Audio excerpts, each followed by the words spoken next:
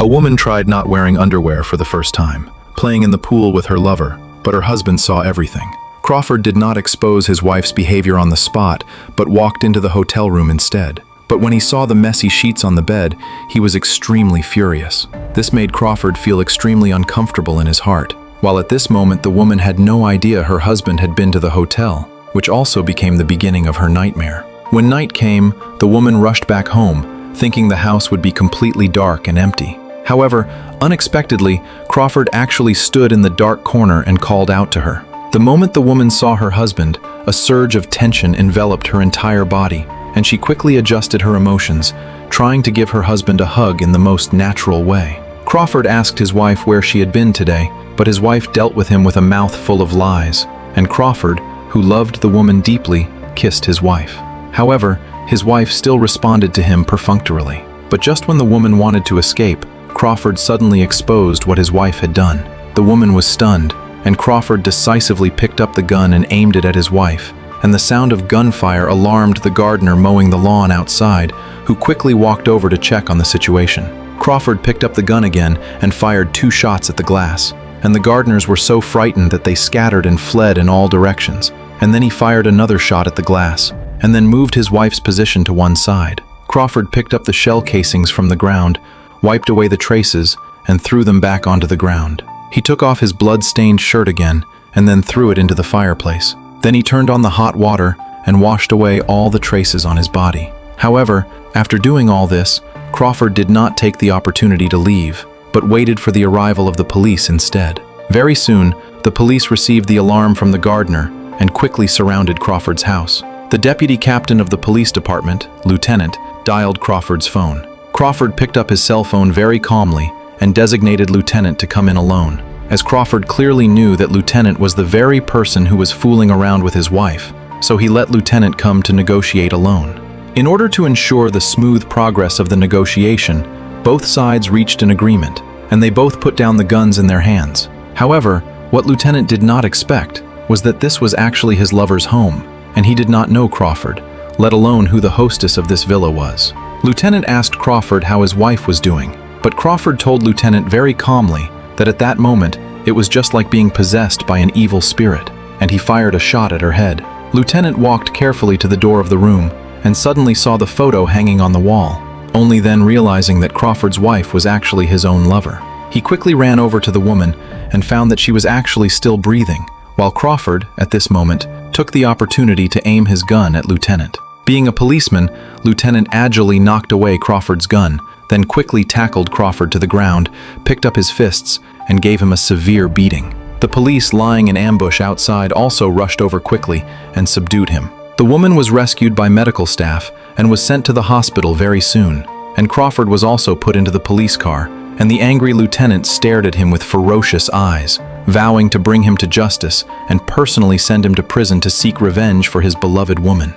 Crawford faced Lieutenant with perfect composure and gave a weird, slight smile, as if Lieutenant had become a plaything for his revenge. However, Lieutenant would never have thought that convicting Crawford was not that simple at all. Not long after, at the scene of the routine hearing, the police prosecuted Crawford for violating the California Penal Code, attempted murder, and the judge asked him if he wanted to file a lawsuit. But Crawford told the judge he was not guilty, claiming he did not want to find a lawyer, but would defend himself instead, and then drove away the lawyer who wanted to help him. However, the judge kindly advised Crawford to hire a lawyer, but he was completely unmoved, and also voluntarily waived his right to a preliminary hearing, moving directly to open the trial as quickly as possible. This magical operation of Crawford made everyone present dumbfounded, and they were all curious to know why he did this. Crawford even publicly competed for the opponent's lawyer in court, willing to spend a large amount of money to hire William to defend him. And William was a very excellent lawyer, and the cases he took had a conviction rate as high as 97%. So,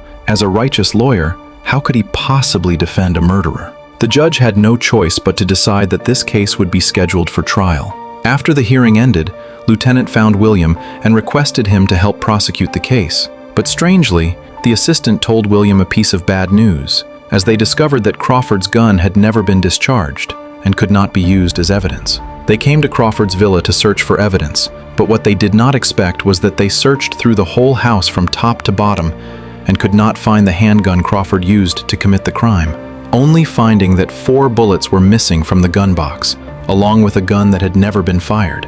And no gunpowder residue was found on Crawford's hands, nor was there any blood on his clothes, and the 4 bullet casings on the ground did not have any traces of fingerprints either.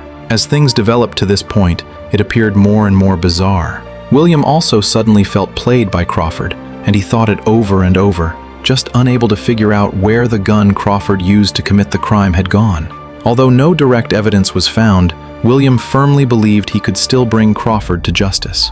On the day of the trial, William called the gardener of Crawford's house to testify, and according to the gardener's description, Crawford came home an hour earlier than usual, and immediately following that, the hostess also returned to the house one after another. And after a while, the sound of gunfire was heard inside the house, and until the police arrived and surrounded the villa, no one entered or left. Obviously, these testimonies could not convict Crawford. Next, the doctor testified that the bullet penetrated the woman's brain, getting stuck between the upper right side of the brain and the skull, and the degree of damage was extremely severe, leading to an unsalvageable condition. William said that the person who caused this kind of damage committed premeditated murder. However, regarding William's statement, Crawford did not care at all and kept drawing something on the paper continuously. William continued to question the third witness, Lieutenant, and Lieutenant said Crawford admitted himself that he killed his wife, and at that time it was just like being possessed by an evil spirit, and he fired a shot at her head. And Crawford, at this moment, suddenly raised an objection, and the words he said next left everyone dumbfounded. Having sexual intercourse with your wife?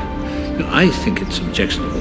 It's rather disgusting. The judge was instantly stunned upon hearing it, and even William felt very surprised, as he did not expect Lieutenant to deceive him and hide all of this from him. Originally having full assurance of victory in this case, he now fell straight to the bottom of the valley all at once. Lieutenant on the side also turned red in the face instantly, feeling extremely ashamed, and he stood up, furious, and charged directly at Crawford. However, this action of Lieutenant also confirmed what Crawford said, and William stared straight at Crawford with both eyes, only then realizing that the person in front of him was not easy to deal with.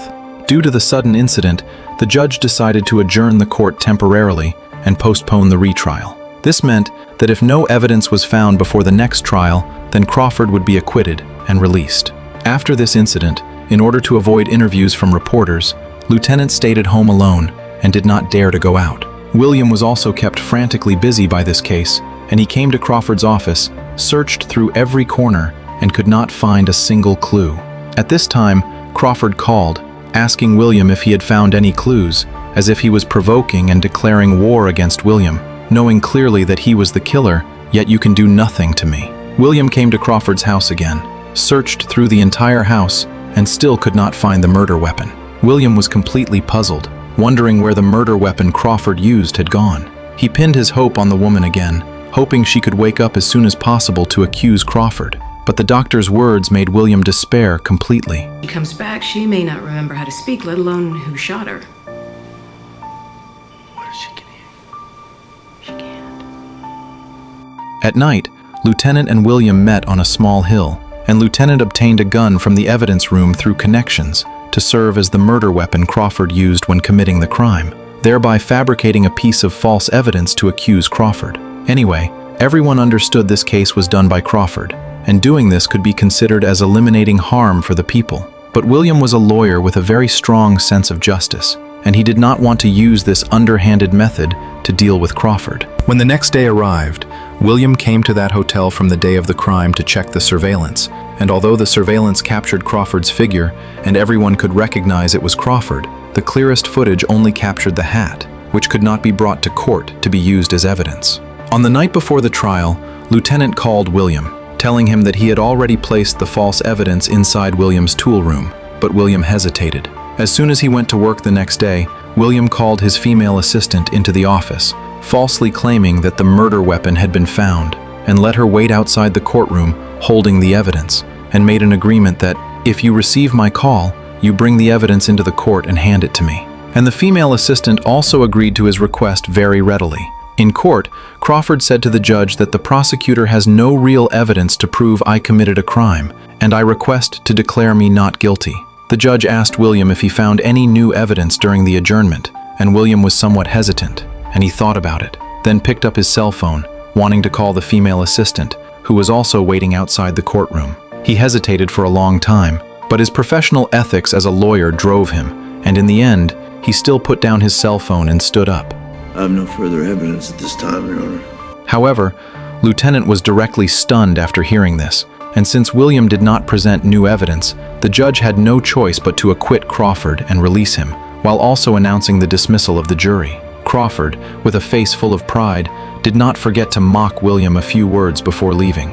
The desperate lieutenant walked out of the court. William's girlfriend also called to comfort him. Suddenly, a gunshot came from outside the courtroom, and William quickly arrived at the stairwell, only to see Lieutenant already lying on the ground. It turned out that Lieutenant could not accept this fact, so he chose to shoot himself, ending his own life. Seeing this scene in front of his eyes, William regretted it, regretting that he did not listen to Lieutenant's words at that time, which caused the current situation, while the murderer was living a leisurely and comfortable life. However, in order to eliminate future troubles forever, Crawford decided to pull out the woman's oxygen tube. As the husband of the woman, he had this right to decide to give up treatment, and the hospital also respected his decision. In order not to let Crawford succeed, William quickly found his girlfriend, requesting her to help him obtain a civil injunction to stop Crawford's behavior. However, his girlfriend rejected him heartlessly. The hospital side made the final diagnosis for the woman, and Crawford brought a lawyer and signed his name on the document. William also obtained the injunction after 100 hardships, and immediately drove and rushed to the hospital with all his might. Hey, what's going on? Step outside, please. The helpless William was pinned to the ground by security guards, and he struggled hard trying to stop Crawford, but being powerless, he could only watch the woman with his own eyes as her heartbeat stopped. On this day, William and his assistant placed identical cell phones on the table at the same time, and when the assistant answered a call, she accidentally took William's phone. William suddenly had an inspiration, and he finally understood the reason why the murder weapon could not be found. It turned out that Crawford possessed a handgun that was exactly identical to Lieutenant's. On the day of the crime, when Crawford secretly sneaked into the hotel room, he used his own gun to swap away Lieutenant's handgun, and he used Lieutenant's handgun to shoot his wife. When Lieutenant came in alone to negotiate, the guns of both people were placed on the table, and while Lieutenant went forward to check the woman's condition, Crawford took the opportunity to swap back his own gun. And Crawford, aiming the gun at Lieutenant from behind, was not to shoot him dead either, but to return the gun to Lieutenant through this method. And just like this, the unwitting Lieutenant tucked the murder weapon into his own waist, and did not even notice it until he used this gun to commit suicide. This move of Crawford to kill with a borrowed knife was simply used to the ultimate limit, killing a pair of adulterous lovers with just one bullet. However, this high IQ crime, which could be called perfect, was actually deduced by William. But Crawford told him that the truth was already completely meaningless, and even if she came back to life and appeared in court to testify, it would be of no avail, and you can never do anything to me. However, a single sentence from William made Crawford completely dumbfounded. Crawford never expected that William actually used his pulling of his wife's oxygen tube as a reason to charge him with murder and take him to court once again.